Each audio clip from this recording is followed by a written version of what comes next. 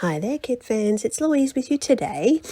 Now I'm sharing my final layout for the month. So this one's all about mixed media, and I'm going to start with the mixed media stencil that came this month, and I'm going to apply just some ordinary modelling paste. Now, it's been a little while since I've pulled out my modelling paste, so I think it was kind of time that it had a bit of a play, because I don't want it to dry up and have to be thrown in the bin. So I am pulling out my mixed media, and completely unintentionally I do end up with kind of a heart-shaped background. So I didn't go into this planning to actually create a heart with the paste, but that's how it ends up. And as I look back over the video and what I've created, I definitely have that sort of heart shape going on, which actually works pretty well. Now, while my paste is drying, I'm going to have a little bit of a play around with the photo that I've chosen. So I'm going to just put some layers behind it. I've mounted it on some black to help it lift off the paste. The little doily that came with last month's kit, we got plenty of those, so I'm going to use those as well. Now, I'm using some of the stickers that I've got left over.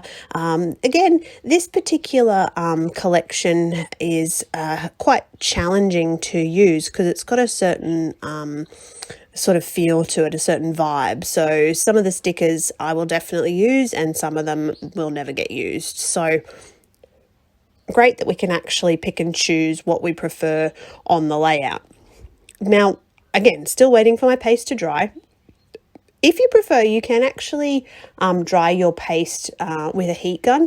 I personally like to just let mine dry naturally. It for me is just a better way to do things. I don't like to get my heat down, mainly because I scrap at night and my kids are asleep in a room close to where I scrap. So the heat gun just makes too much noise. It's easier for me if I just let it dry naturally. Alrighty, so here we go. Let's work on this background. I start off with the idea that I'm going to water and paint those colours on there, but they're not actually going on in a manner that I actually prefer.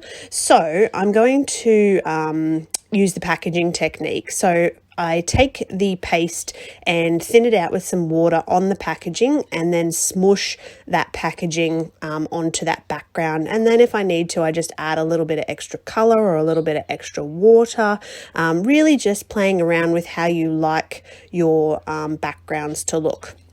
So I'm using sort of the teal colour, I'm using that mauvey purple colour, I'm using a little bit of the gold and the bronze as well.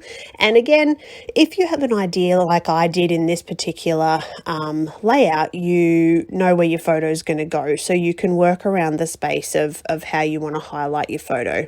And this is where that sort of heart comes into things. You can see how it's kind of got that heart shape. So I do draw a little bit of a heart in the background, and I'm going to angle my photo off to the right hand side of the heart just to give it that little bit of balance.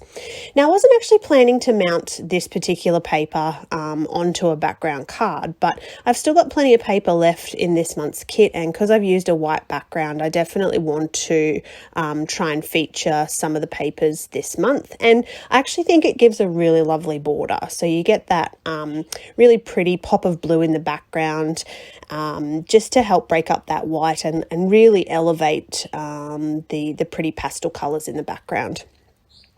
Alrighty, so I'm going to go to my stash now. So because I couldn't find anything in the kit that I wanted to put with this particular photo, particularly a title, so I'm going to have a little bit of a play with some title options, how I want this to look, what sort of embellishments I'm going to pop on the page, and how I'm really going to finish this off.